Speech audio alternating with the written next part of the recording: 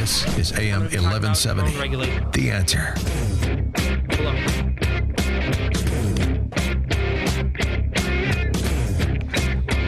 Welcome back. Welcome back. You are listening to Whissel Wednesdays here on AM 1170. The Answer. My name is Kyle Whissel, your host with Whissel Realty, joined as always by Mr. Jason Hall, the self-proclaimed Charger homer, and proving it with your 10-6 Go Chargers, go! For the Chargers I really season need this him. year. 10-6, I really need him, man. There's zero confidence in your face right now. There like is zero confidence that they will actually go 10-6. I got to look at the Bills. Now I'm worried about the Bills. I just threw that out there. Oh, jeez. You realize the Bills were 8-8 last year. Yes, I just threw it out there. I hate the Bills. That's fine. That's cool. You can just give me the 250 now. And also in studio, we got Bryan Koci, the helicopter pilot extraordinaire. This guy was in the military and the Air Force. I mean, just doing amazing things. Bryan, it's just an honor to have you in the studio today. Thanks. That's crazy. That's crazy. Yeah, none of that. None of that? I was in Boy Scouts. Oh, okay. So there's that. But yeah, no military for me. No military. No. But can't you do it. fly helicopters. I pilot drones. Let's call it that way. The bio you gave me said something completely different, Bryan. Or we can call it the SUAS, the Small Unmanned Aircraft Systems. That sounds way more cool. Yeah. It honestly is way more cool than flying drones for the military. Yeah. Really? Come on, guys. I'm just worried. We love our military. I'm worried the military is going to recruit Bryan away from me after hearing about his skills. Yeah, so you let's saw talk me about run that the hill skills. once, so you know I can do that physical Did you guys part. run the hill? He ran the hill with me and made it without stopping. Nice Which job. was extremely impressive. So First time? Have you ever first ran a time big hill like that? I live out in Santee up on a hill, and it is, an insane hill. It's about a half mile long, crazy, crazy steep hill. And I invited Bryan out to run the hill one day, and he came out and proved himself. True, but you did invite me like 30 times before I finally like, fine, I'll do it. So it was with much reluctance.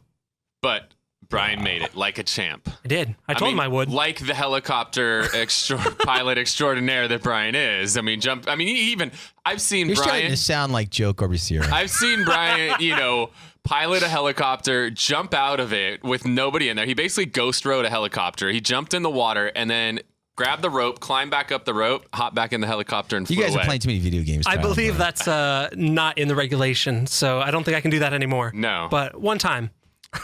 Next time you give me a bio, make sure it's accurate, okay? Okay. All right. Well, I didn't know you'd call me out on it. I just wanted to get on the radio again.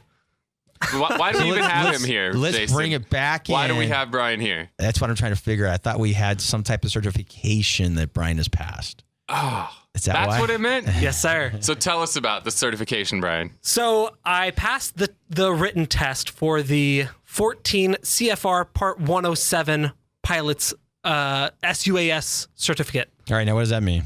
So it's basically, to kind of explain it, we have to kind of bring it back. A little bit about the history of drone law. And when it first came out, the FAA tried to say, they were, surprise, surprise, government agency behind the times. They were not quite ready for the explosion of consumer drones that we've seen. And so, and not in terms of, in terms of popularity, right? Right. So Better use. yes. So they kind of try to jerry rig a outdated regulation called the 333, where it said, okay, you can fly things, and it was for smaller aircraft, but not really for consumer like hobby drones. aircraft, right? Yeah. So it basically said, yeah, you can fly, but not within any of these areas, and you can do it, that's fine, but you have to have a pilot's license. And that's kind of like saying, sure, you can drive your RC car as long as you have a commercial trucker's license. It wasn't right. And so then they came out with a what do they call a registration for hobby use, which they said, okay, you have to register if you're going to fly it for hobbies and this and that.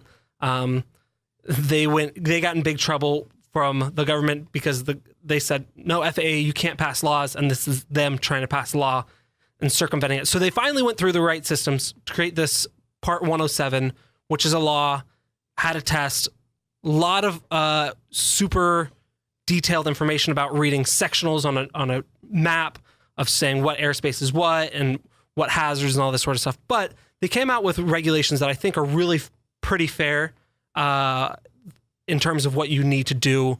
And it really is, this one feels like they're doing it to make sure everyone's safe. And I'm all about safety. I want people to be safe. I don't want people to fly drones into buildings or people. And so a lot of the regulations are really about safety. Now, part of it is it just came out on August 29th. The test came out.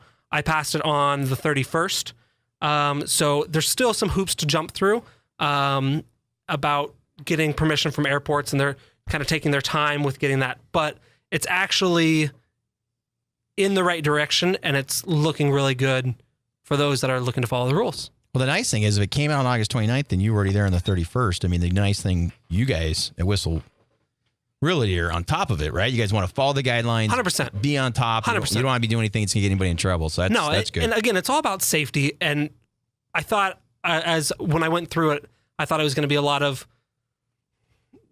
BS, to be honest. And there were some questions about, well, if you're flying over an airport and you want to do that, well, you don't fly over an airport. Right. That's kind of step one. And there were a couple questions that said, well, if you're taking off from the taxiway, I'm flying a drone. I'm not taking off any taxiway. I'm not landing on any airport runway.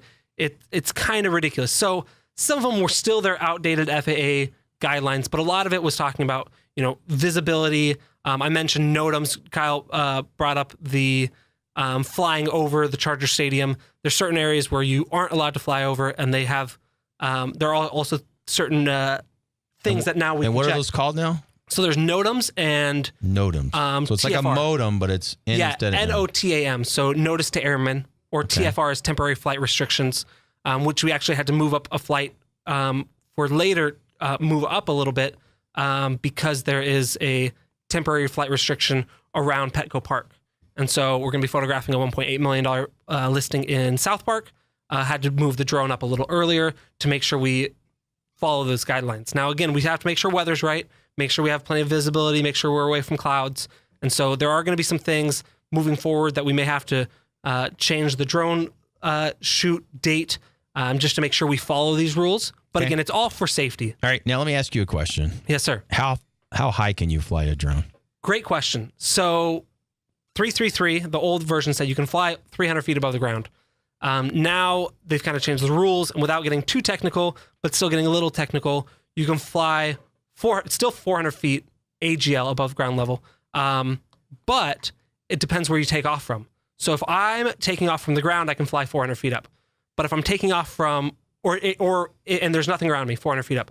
But if I'm taking off next to a 400 feet building, I can fly 400 feet above that. And so it's 400 feet above the tallest structure until you get into different airspaces. And it can get a little bit tricky. But it's not, if I wanted to take a picture of a tall building it's above 400 feet, I can actually get permission to fly above that. All right. Wow, that's impressive. I took a course. I did lots of studying. It's not as cool as ghost riding a helicopter. Ghost ride the whip, I believe, is... What do you call a helicopter a whip? It depends. It depends on... Chopper. Ghost riding the chopper. But yeah. that's pretty intense, Brian. It is. I took a couple-day training through a organization called Drone U. So a big shout out to them. Really appreciate their help. And then they had lots of study materials. I think it was a 300-page study guide that I had to go through and memorize. I have not read 300 pages of anything in my entire life. I'll make you an audiobook so you can know all the rules. Yeah, is it on Audible yet? Do they have this book on Audible? No? No. I am on Facebook Live. Travis Enslow, a good friend of mine, asked if the size of the drone matters, which is another great question. Does the size of the drone matter? I love it, Travis. Size does matter. It has to be under 55 pounds. So I took it as face value. Now, as I said it out loud, you guys are joking with me. I see what it is. Thanks, Travis. But yes, so this does apply to drones 55 pounds and under. So if you're listening to the show and you've ever wondered if size matters, Brian has confirmed that yes, Size does matter. Size does matter. when it comes to drones. 55 pounds and under. Part I love 107. it. So speaking of size, we're going to head to a break. But when we get back, we've got Daniel Dahl with Lloyd Pest Control talking about these tiny little creatures that are crawling around your house and what you need to know about them and how it affects your home purchase. You are listening to Whissel Wednesdays here on AM 1170, The Answer.